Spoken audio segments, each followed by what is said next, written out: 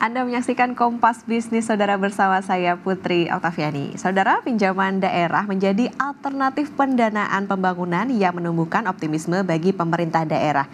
Nah, skema ini memperkuat kapasitas fiskal sekaligus mendorong percepatan pembangunan di sektor strategis seperti ketahanan pangan, energi, kesehatan, hingga infrastruktur dasar dengan tetap menjunjung transparansi dan akuntabilitas. Nah, untuk membahas lebih lanjut, kita sudah bersama dengan Pak Faris Pranawa, Direktur Pembiayaan Publik dan Pengembangan Proyek PT Sarana Multi Infrastruktur atau PT SMI. Selamat pagi Pak Faris.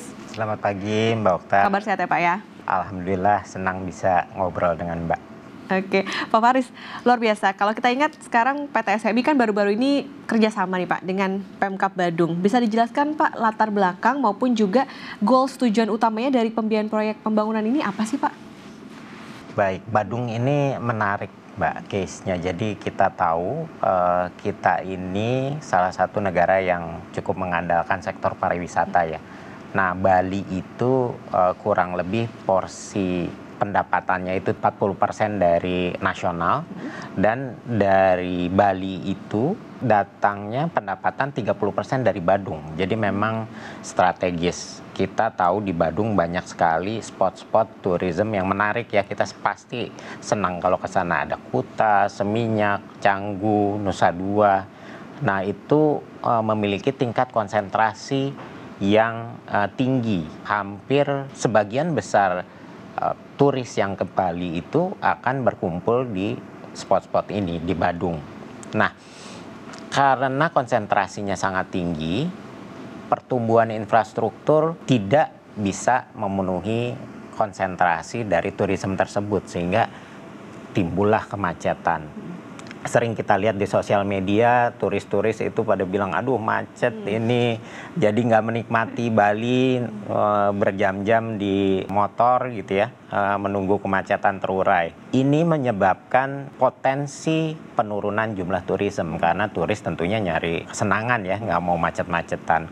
Belum lagi juga kendala yang dihadapi oleh penduduk Badung sendiri. Pemerintah daerah Kabupaten Badung berupaya mengatasi masalah ini dengan membangun infrastruktur jalan yang artinya akan melakukan kegiatan pembebasan lahan dan konstruksi. Pertanyaannya kemudian dari sisi anggaran, bagaimana proyek ini bisa dilaksanakan?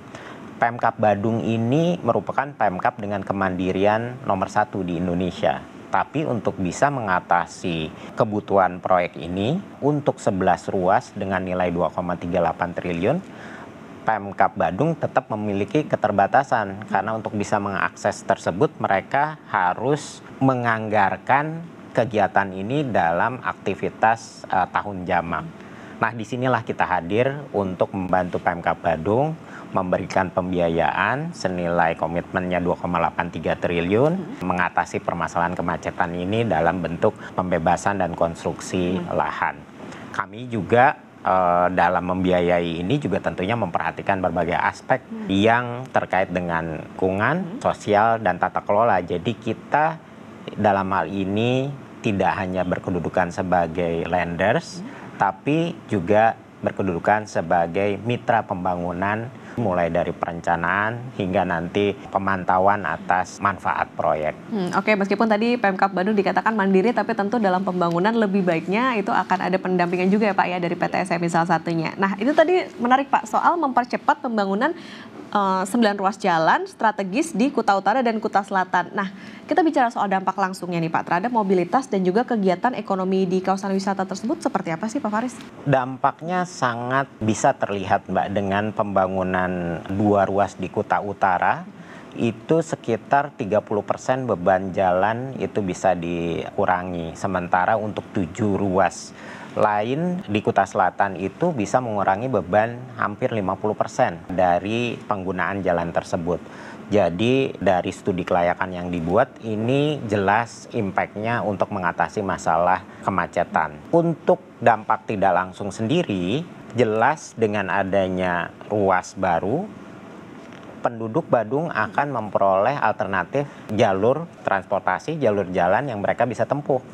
Sehingga dalam memenuhi kebutuhan sehari-hari, pendidikan, pekerjaan, kemudian pelayanan kesehatan, itu mereka bisa lebih nyaman dan biaya operasional kendaraan pasti akan lebih rendah. Selanjutnya, dengan adanya ruas baru ini, turis juga tentu akan mempermudah perpindahan antar wilayah, sehingga mereka akan menikmati, lebih memberikan kenyamanan bagi mereka dalam berlibur di daerah ini.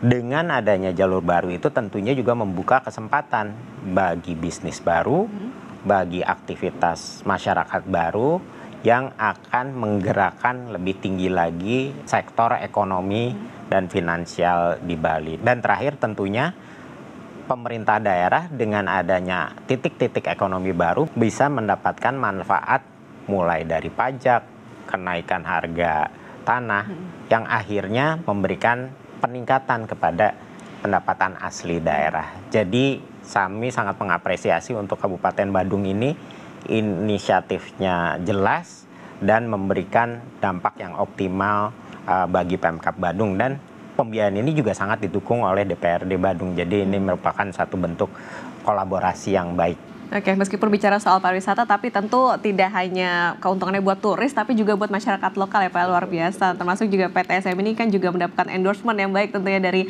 Pak Menkyu dan juga Pak Mendagri. Nah, Pak Faris, menarik kalau tadi kita melihat bagaimana PTSM ini kan juga jadi solusi. Tapi di satu sisi nih Pak, yang terjadi sekarang ada pemangkasan dana transfer ke daerah. Nah ini seberapa besar sebetulnya penurunan TKD yang dialami oleh sejumlah daerah, dampaknya terhadap APBD dan juga pembangunan, dan gimana PTSM ini hadir sebagai solusi dari masalah tersebut? Kalau kita lihat TKD turun 25% itu sangat signifikan.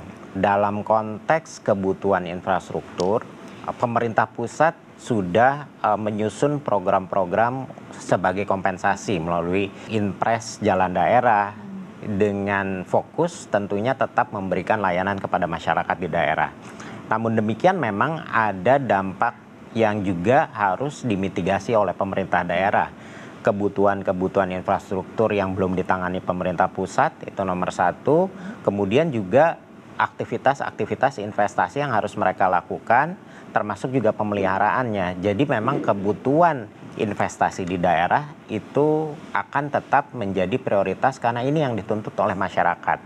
Tuntutan masyarakat itu harus tetap dijawab oleh pemerintah daerah. Nah, disinilah kita mendapat mandat dari pemerintah untuk membantu pemerintah daerah untuk mengatasi keterbatasan fiskal tersebut dengan dukungan pendanaan, dukungan keahlian teknis, dan juga dukungan skill set untuk membuat Pemda bisa merencanakan dan memilih proyek infrastruktur mana yang paling optimal membantu pertumbuhan ekonomi di daerah.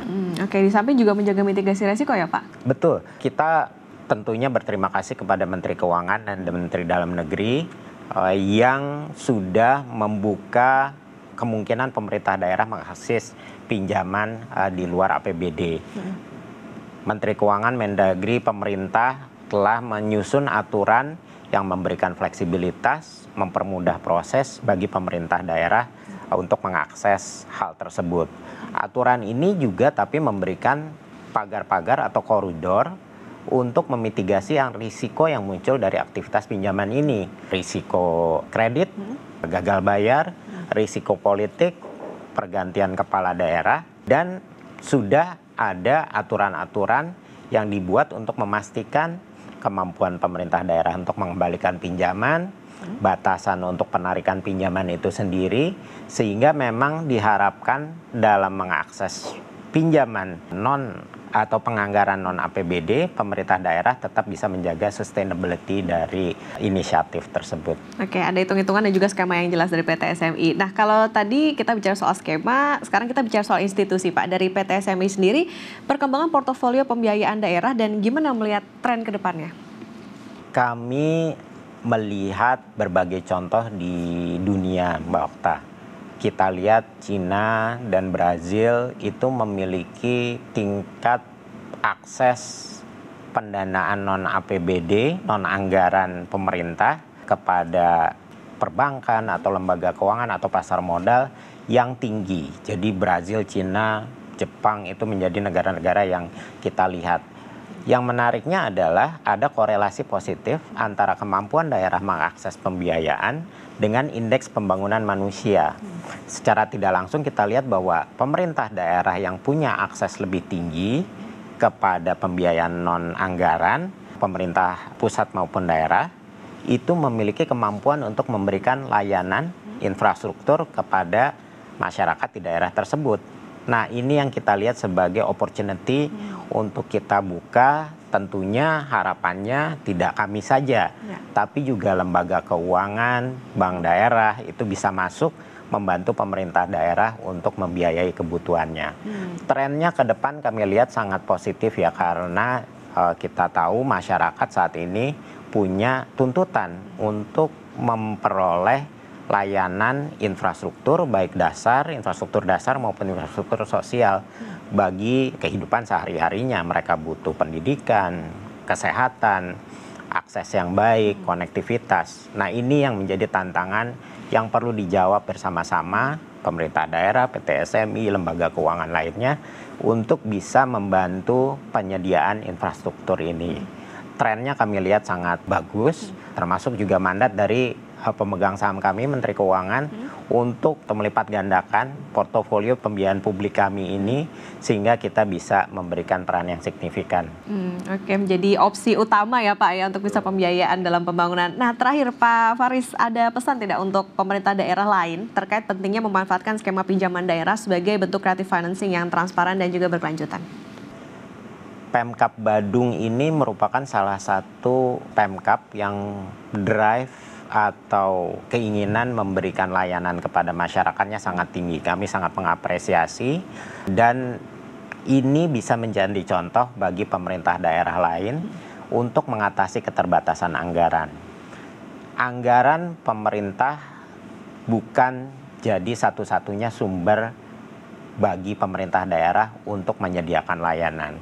Terdapat instrumen kreatif lainnya yang bisa diakses oleh pemerintah daerah, apakah bentuknya kerjasama pemerintah dengan badan usaha atau pinjaman daerah, obligasi daerah yang bisa diakses oleh pemerintah daerah untuk tetap dapat menyediakan layanan bagi masyarakat. PT SMI hadir di sini untuk bisa membantu pemerintah daerah mengatasi isu keterbatasan fiskal dan kita memiliki komitmen yang tinggi untuk membuat pemerintah daerah memiliki kapasitas dan kemampuan dan akhirnya bisa mendeliver proyek. Jadi kami mengajak pemerintah daerah, mari kita bersama-sama untuk menyediakan infrastruktur daerah dan juga tentunya para pelaku pembiayaan lainnya untuk bisa membantu pemerintah daerah untuk menyediakan infrastruktur demi tersedianya layanan bagi masyarakat. Oke, itu tadi apa ya harapannya. Semoga PT SMI ini bisa membantu permasalahan fiskal untuk pemerintah daerah supaya lebih banyak membangun infrastruktur yang tentunya tidak hanya berdampak tapi juga berkelanjutan. Terima kasih Pak Faris Pranawa, Direktur Pembiayaan Publik dan Pengembangan Proyek PT SMI. Sehat selalu Pak Faris. Terima kasih banyak Mbak Okta. Ya saudara, tetaplah bersama kami. Sapa Indonesia Pagi akan kami lanjutkan usai jeda.